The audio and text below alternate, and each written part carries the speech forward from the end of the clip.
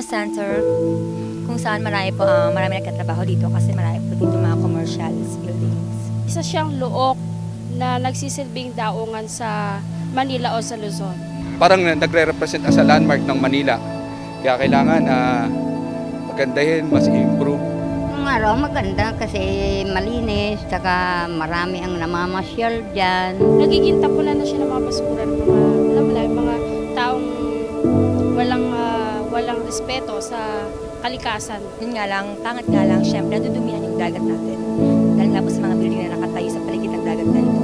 Pag bagyo, tinatamaan yung mga seawall natin. Ngayon parang marumihan na makikita mo. Marami rin naliligo, kaya lang karamihan naman niya marumi ang basura.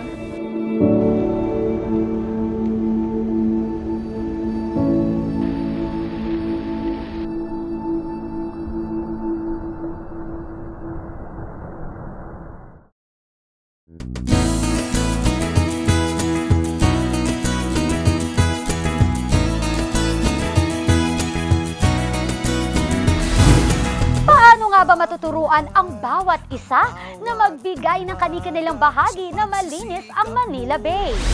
Ako si Domingo Bravo ng DNR Calabarzon ay sumusuporta sa programa ng MBC DCRH. Kami po ay taus-pusong sumusuporta sa gagawin pong paglilinis sa Manila Bay. Kami ay inyong kasangga sa pagsugpo ng polusyon sa Manila Bay. Kami po at ang aming mga kaopisina ay full support po sa programa ng DCRH. Pag luminis ang Manila Bay, sino ba ang makikinabang?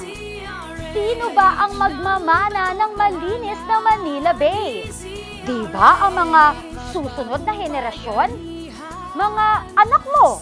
Mga nakababatang kapatid mo? O baka mga apo mo pa? O ano, wala ka pa rin pakialam? Nako, ewan ko na lang. Umpisahan nating linisin ang dagat. Umpisahan natin dito sa Manila Bay. Ang iba't ibang grupo, inumpisahan na nila, itutuloy-tuloy na lang natin. Ito po ang tinatawag na Manila Bay Cleanup Drive Makabagong Bayanihan.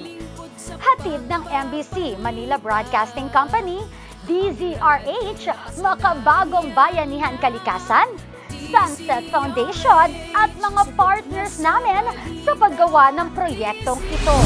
Ako po si Mayor John Ray Tiangco ng Navotas City, nakikisa. Tungo sa mas malinis na kapaligiran. Tuloy-tuloy na paglilingkod. Makakasama po ng ating mga kababayan Ay buong puso na susuporta upang malinis at magkaroon ng isang maayos na pamayanan o komunidad. Ako po si Daisy Corosa, nag-aanyaya.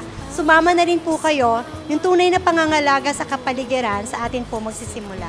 Kami po ay naniniwala na kung tayong lahat ay magtutulong-tulong na malinis ang ating kapaligiran. Kami po ay sumusuporta sa paglilinis nito dahil para sa future ng ating bayan nito. sapagkat kami ay naniniwala na kapag ang dagat ay ating pinabayaan, ay parang tinalikuran na rin natin ang ating magandang kinabukasan. Hindi na mahalaga kung sino man ang nagsimula na maglinis ng Manila Bay. Ang importante, sinimulan nila, itutuloy natin. Nais kong ipaabot sa DCRH na kami at ang Armed Forces of the Philippines, Department of National Defense, OCD, and the RRMC ay sumusuporta sa proyekto na Makabagong Bayanihan ng DCRH Para sa patuloy na pag-aalaga, paglilinis upang maibalik ang sigla ng Manila Bay. Siyempre, kasama niyo ang Manila Broadcasting Company at DZRH. Sa napakahabang panahon, maraming beses na naging instrumento ang DZRH sa pagpapalaganap ng mga balita, kaalaman at proyektong makakatulong sa taong bayan. Ito ang pangako na di bibitawan ng DZRH, ang paglilingkod na hindi nakakapagod. At sa panahong ito, ang Manila Bay naman ang nangangailangan ng paglilingkod. Paglilingkod na sa bandang huli, tayo lahat din ang makikinabang. Alam ko na di na bago ang ganitong pagtutulungan sa Pilipino, ang bayanihan. Pero ngayon, magiging iba ang pagbubuklod na ito ang pagbabago gagawin natin ngayon.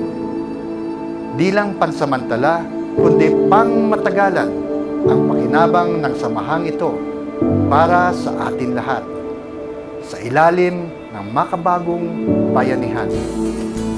Sa ngalan ng buong pwersa ng Manila Broadcasting Company at ang DZRH, kasama niyo pa rin kami sa paglilinis ng Manila Bay. Gawin natin ang adhikaing ito. Sama-sama, tulong-tulong, at tuloy-tuloy na makabagong bayanihan. Malay mo, baka mag-land ang Manila Bay sa 8th wonder of the world. O di ba, bongga?